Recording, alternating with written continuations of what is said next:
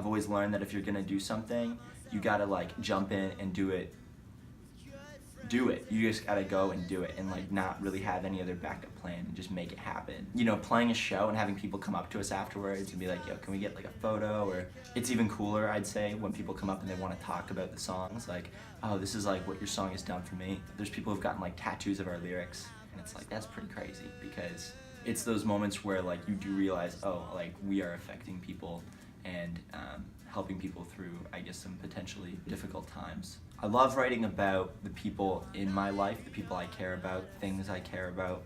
I'm not crazy about writing breakup songs because I've never really had like a bad breakup, but I have experienced loss and things that are not just like, oh, this sucks, but I'll be over it in 3 months. Like, I like to write about things that a year can go by, 2 years can go by, and I can still play that song live and feel something. I went to see you at the hospital.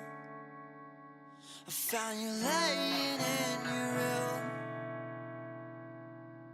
I stood by your bedside every night. Did my best to comfort you.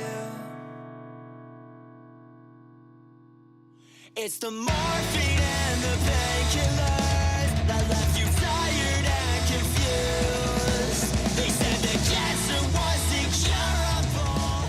They said there's nothing they could do. I wrote Northampton about my dad, who passed away of cancer when I was 16. And I didn't actually write the song until I was 22. It happened so quickly that it was like, okay, you have cancer, so we're gonna start treatments.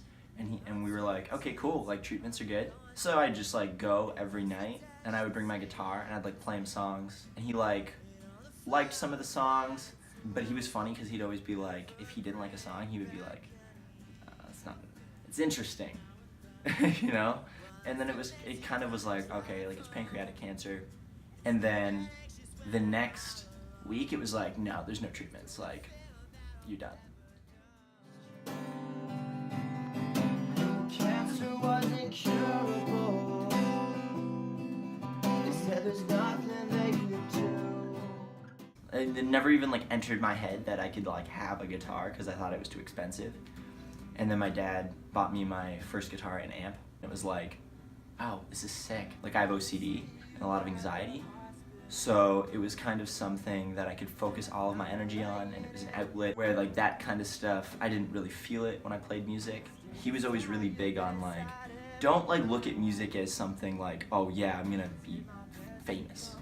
Because the reality of that happening is just not there. Do it because you love it, and you know, good things will kind of follow. And so I've always kind of done that. Whenever we're on stage or performing or anything, I think I always carry that attitude of like, we could be playing to a room of 5 people, or we could be on a bigger tour playing to a room of 1,000 people. It doesn't really matter. The point is that we're playing music and we're doing what we want to do.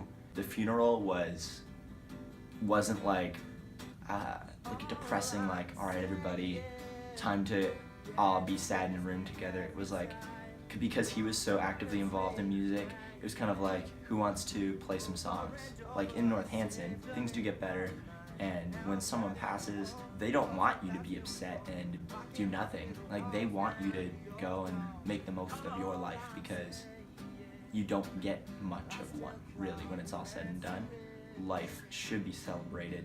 As long as you make the most of it while you're here and make sure you do what you love, you push yourself, and don't have any regrets, that's what